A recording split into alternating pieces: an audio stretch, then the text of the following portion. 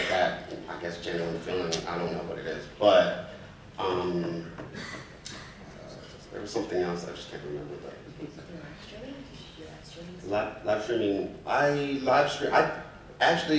been on YouTube, I think 10 years now, or 9 years approaching, and I finally went live on YouTube a few months ago. I love Facebook Live. Thank you. Yeah, Facebook Live I usually do that, and I just got a 360 camera, so it's dope. Oh, nice. Yes, and yeah, that's it. Damien, what are some of the platforms you used? Starting off, I used to use this thing called Blog TV. Oh, Blog TV. Yeah, so this guy here, a little weird guy. So he made me eat, what was it, soy sauce and Nutella. Soy sauce and Nutella. It was just like, I just get on there and like do stupid stuff and just talk. It's like just talking to people. And it was kind of like, oh yeah, here's a different world. And in regards to like other types of social media that I used to, Twitter's a really good one. I quite like Snapchat because you kind of just, it's like a personal, like I sometimes snap people on the bathroom. Yeah. So, all the time. Good morning. It's a time to be productive. We have arguments about this sometimes with my wife.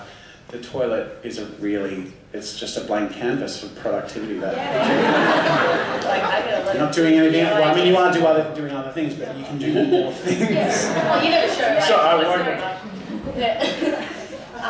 Yes, I find Snapchat quite like personable because it's like an instant video or like photo to somebody, and like it makes them feel like I like when people snap me. I'm like, ooh, girl. Oh, yeah, Snapchat.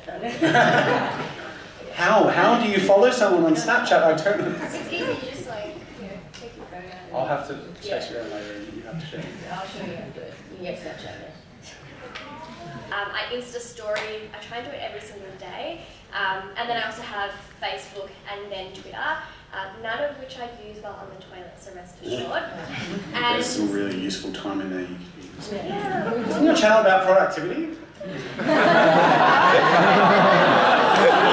sorry, but I know you have a brand image, but that could be a video. You know what? I don't recommend multitasking. Everything should be given your undivided attention. So that's my anyway. That explains my lack of efficiency.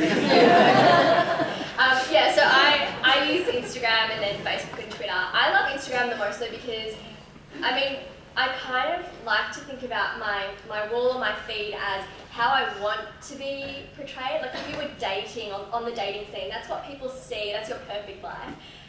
In reality, your story is actually what your life is like. And I think it's nice because it gives you an opportunity to be really real with your followers and your fans, which is exactly what I believe helped my channel to grow more rapidly and overcome some blocks or barriers when it sort of seemed like it was I don't know, it was just sort of really slow period. Once you take down those barriers and you're just being yourself, people can connect with you so much more, which is why I really love Instagram.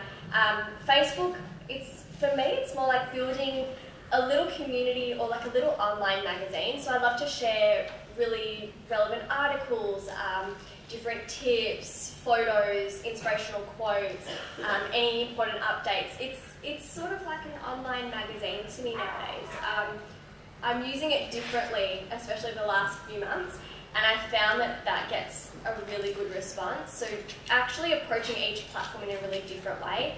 I think that, yeah, each one serves its own purpose. So you don't want to just post what you're doing today. Like, I'm not just going to vlog, hey, I'm at Vidcon, and then Insta story, I'm at Vidcon, and then tweet, I'm at Vidcon. Like, I want to have different things. So it might be an interesting thought that popped into my head, or something silly that I said or did that I'll tweet about. But then my story could be a really fun boomerang, and you know, you want to have that versatility there because there's a reason your fans are not going to want to see the same thing posted 5 different times on different platforms. Otherwise, there's no point in having all those platforms. So you want to just use it to strengthen your content in general. Yeah, and I also have different, like, almost colloquialisms, as it were, like different languages and flavours for the different platforms. And I guess, like, a lot of people in this room, like, may feel pressured to be on every platform and do everything, but really I would vouch for the philosophy of finding the flavours that best align with you, your workflow and your content, and going with the things that fit your authentic voice. Yeah. You mentioned something interesting about trying to do everything, and it is something I think probably at least everyone on this panel and probably a lot of people in this room may be struggling with is once your community's growing, sometimes it grows to a point where you actually, it keeps growing, which is great. It's exactly what we wanted, but then you actually deal with some first world problems of how do I manage this? I guess that brings us to creating and maintaining your community, which is what our panel is about today. So let's move on to, I guess, how each of us overcomes some of the challenges that comes with having a community beyond the scope of which an individual person is actually capable of dealing with.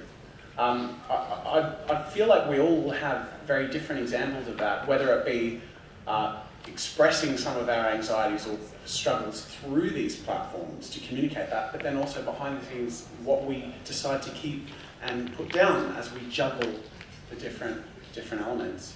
It is a balancing act, and it's interesting because I think, especially as your audience grows, your audience sort of sees your audience grows, and in one aspect sort of thinks you're less accessible, but at the same time can directly access you at any time.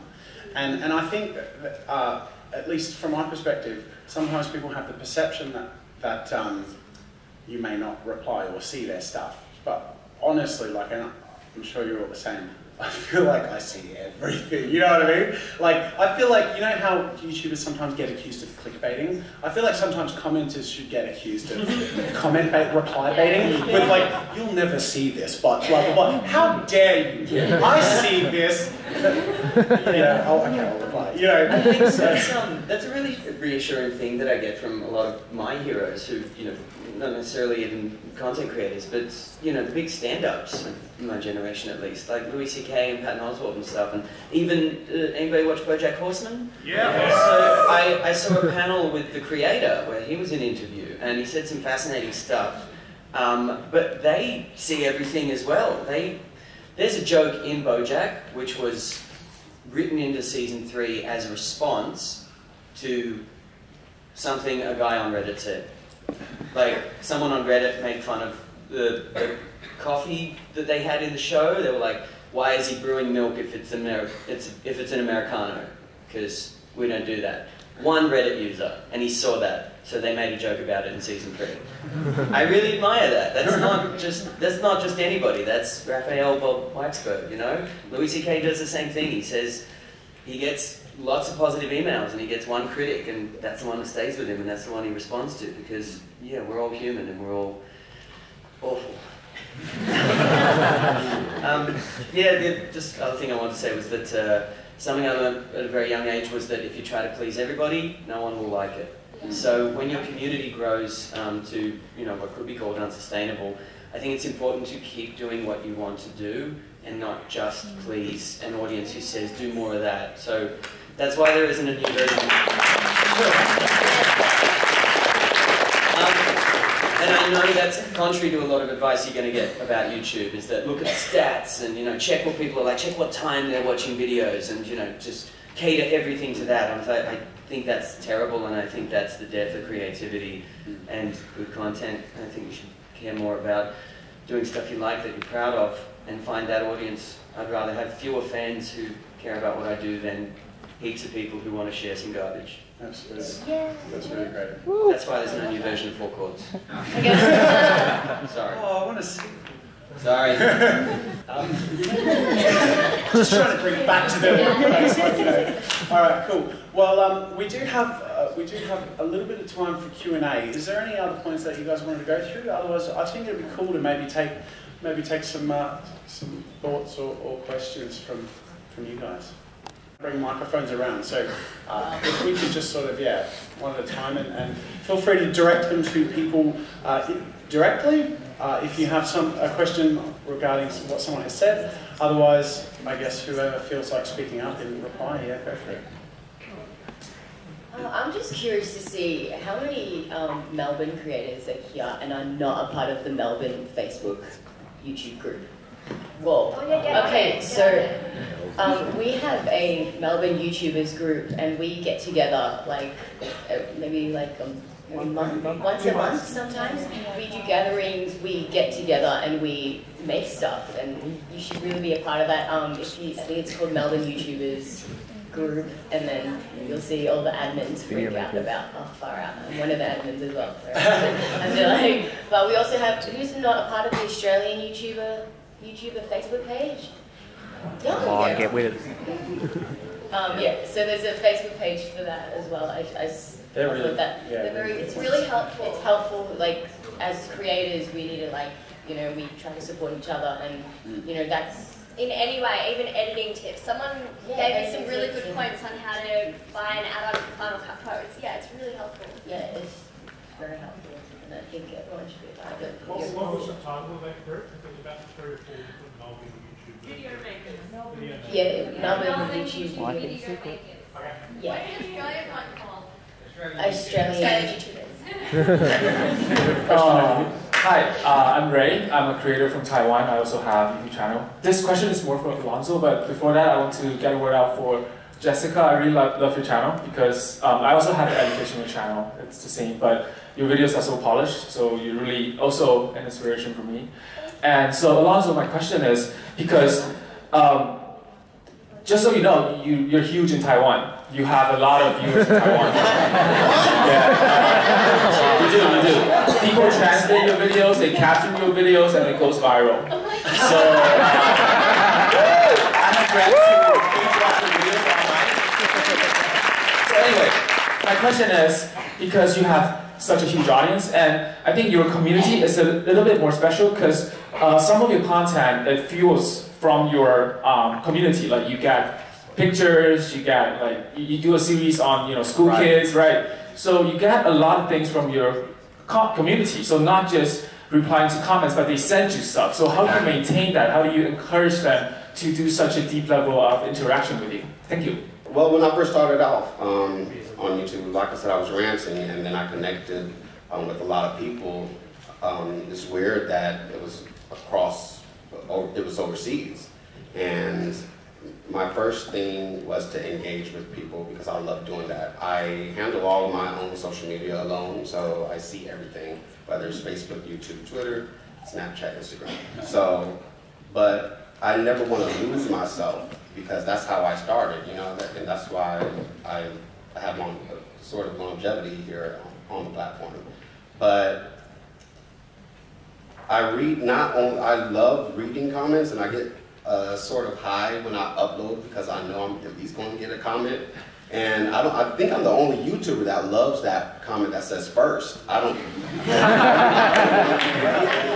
I love it, yeah, because it makes me like, oh, you're subscribed or you're waiting for this video. So it's just what I do. I just love engaging with people.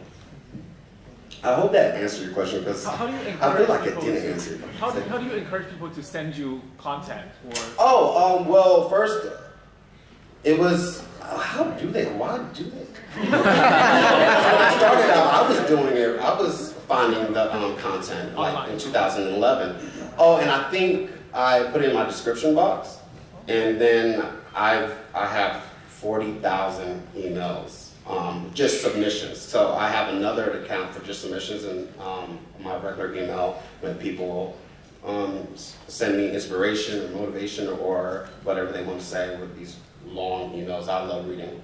So I think I say it in the video. I say, hey, you want to send me stuff? I don't know what I do, but I'm getting a lot of them constantly, But yeah. Take a question over here. Hi, so I just have a question. It's a bit negative. I'm sorry to be such a downer. That's fine. Bring it on. When you're with your community, when you have negative feedback, or even when your community is parts of it, you feel like they're doing something that you don't agree with, or you feel that doesn't click with you, how do you respond to that? How do you maintain that? And how do you try to deal with those types of situations? That's a fantastic question. My personal approach is sometimes you highlight it and sometimes you bury it. Particularly with things like hate speech and intolerance, sometimes it's just better that people know that that doesn't have a place in your channel. So often with that, I'll ban the users and I'll remove the comments. But sometimes if it's criticism or if it's just unkind, I'll reply, and I'll usually do it in the most taking as much of a hit myself as I can. If they're criticizing me personally, and even if it's sort of unjustified, I'll say, I appreciate you sharing your thoughts. I'll do my best about that, you know. And I think that that shakes up people a little bit, because if they want to get on there and hate you a bit, then they think, oh well, he's not hurt by it, and he doesn't seem like a dick. So maybe I shouldn't be, you know, like, so I think really your activity as a creator and the way you engage with your audience really does cultivate what comes forward.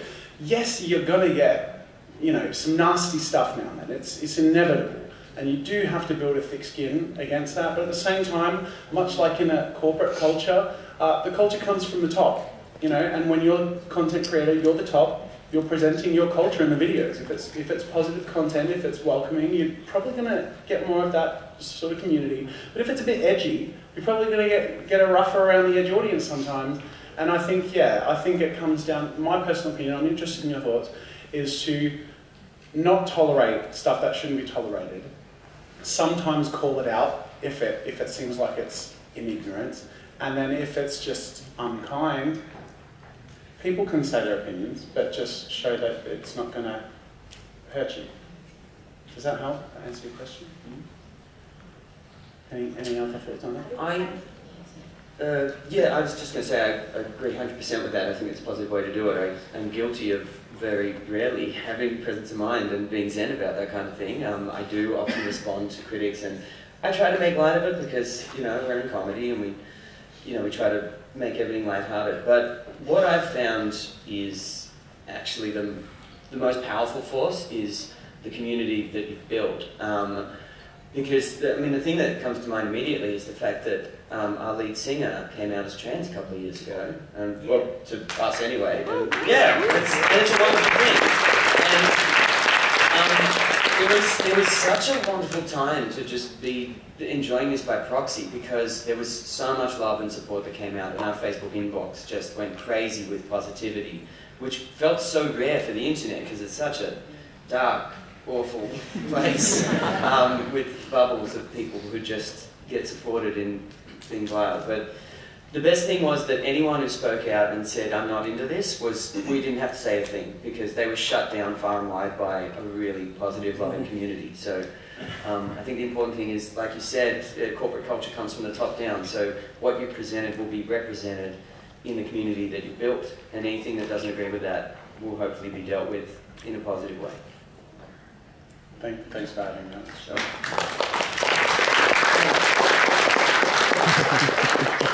Hello, I'm Francesca, actually from Canada. And my question is kind of similar to asking for your advice.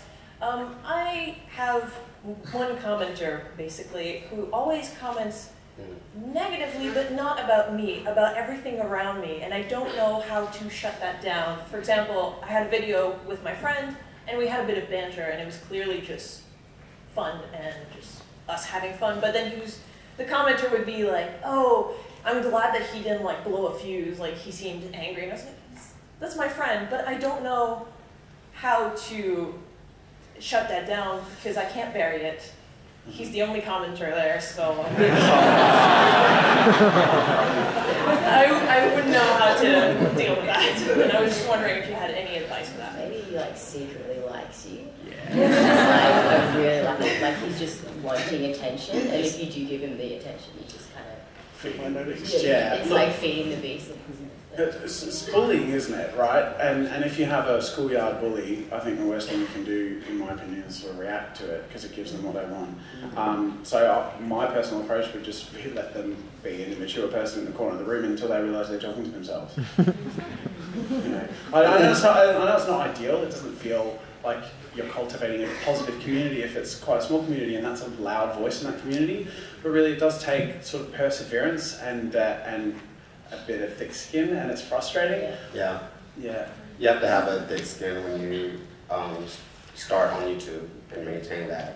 And you really have to separate the negative and the constructive criticism, like you said in the beginning. But I laughed at the negative comments because, yeah, I was teased and bullied through high school, and trust me, if you can get through my high school, I can take anything you give me. But I like to flip a negative into a positive as well. But do not ever respond negatively to a negative comment, because it's just going to go back and forth, back and forth.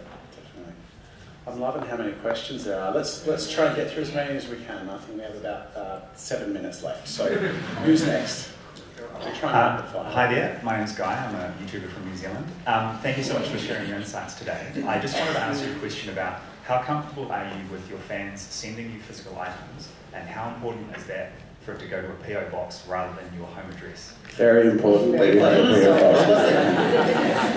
And actually, if you're interested in having that physical interaction, there was a great tip we heard from a YouTuber who has a cooking channel with 3 million followers, who opened up a PO box in the next town over. Yeah, I wish I thought of that. But yeah, like I think that little tips like that. But I think, yeah, it's hard to open up the gates and say, come into my community, be a part of my life, and then also have barriers. But you do need to keep safety in mind and preserve privacy as much as is possible. I learned that the hard way when it came to Snapchat location. Oh, yeah. My friend, people were actually shouting out, hey, I didn't know you were from. I'm like, whoa, how do y'all know that? Because I just set up a PO box last month, and I love it. But it was the next town over, and I found out about ghost mode on Snapchat, so I had to enable that, because that it could get crazy, because I just moved there. So, yeah. Another question. Go ahead. Hi, I'm Chris. I'm from the States, and I have a question about, so once you grow your community, I'm sure that it's tempting to take the like to dislike ratio kind of personally sometimes. And I have 2 questions about that. Number one, how much influence do you think that the like-dislike ratio really has on your videos? Yeah, actually, that's the only question I have.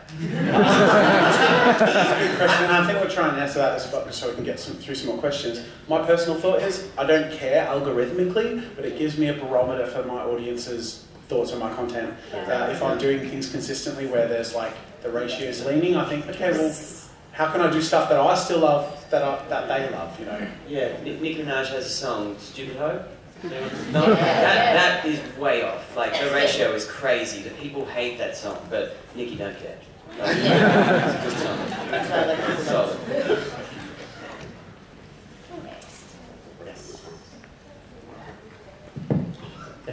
Hi, my name's Zen. Yes, that's my real name. I also don't use Snapchat, and I think by my hair loss, I'm above all your age.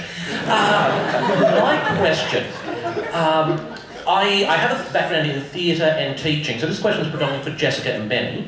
As a YouTuber, I've been doing gaming, but I'm going into reviews, and I have a habit of putting on the theatre voice, or the performer voice, or the personality, but also becoming casual. I'm still growing my channel. Should I try to drop that, just be a casual talk to them one-on-one as if I'm in a room just with one person, or should I talk as if I'm addressing an audience, given my aspirations is to go higher? Thank you for being here. I mean, it all depends on your content, I think. I mean, different voices. It's really hard to approach this from, not having purely a theatre background, but definitely working in live. But again, I guess it comes down to character, because, on stage we're still playing a character, which is, a caricature of ourselves, but, I'm not Benny from the band. He's a downtrodden idiot. To hell with that guy, I'm me. So I think it really depends on what you're doing in the videos and who you want to be to everybody and to yourself. Yeah, I agree. I think it's all about figuring out, who is Zen? Do you want to be a performer on YouTube and you want to pursue something in that field, or do you want it to be much more personable and let people in?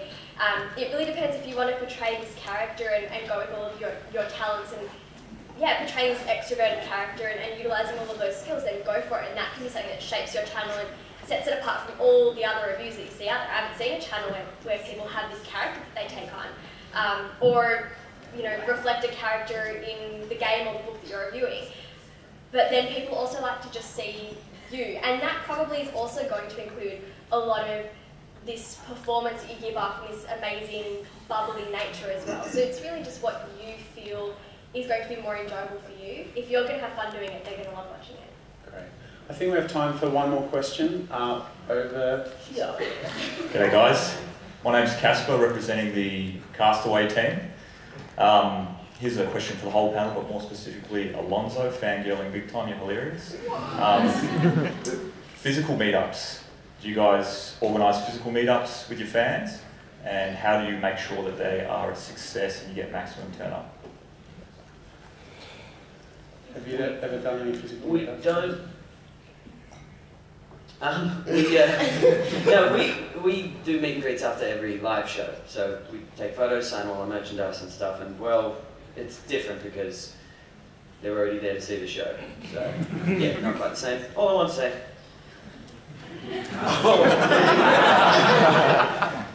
I never had a meetup. I'm scared of a show. But if one person shows up, yeah, we'll go. But yeah, I never did a physical meetup, but I go to events and I let people know I'm there.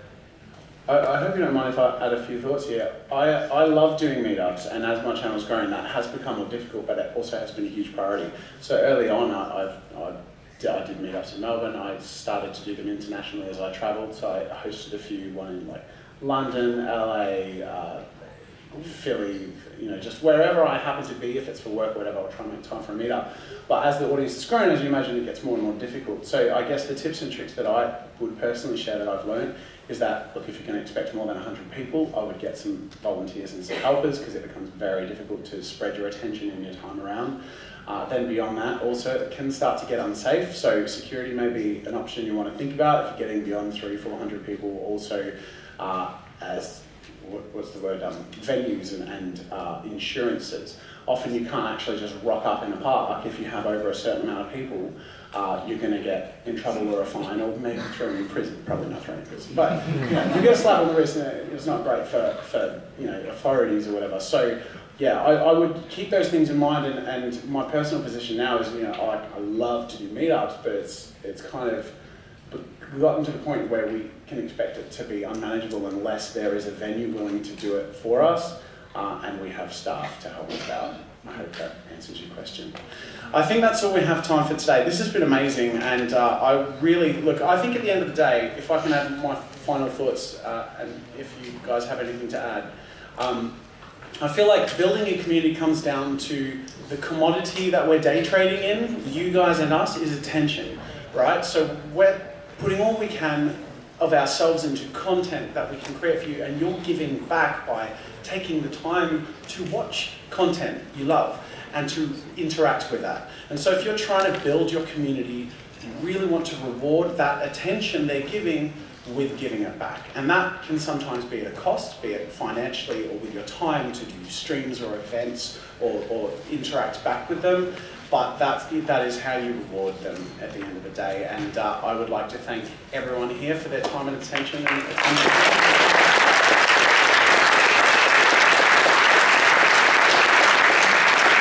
I vlog this? Is that okay?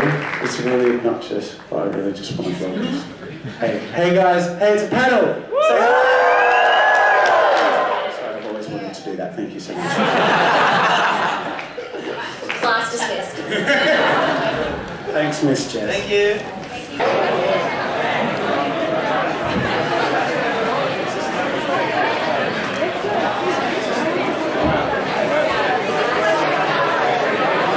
Oh my god.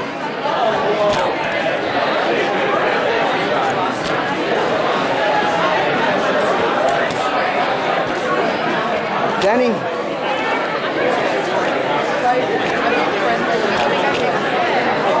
had no idea this was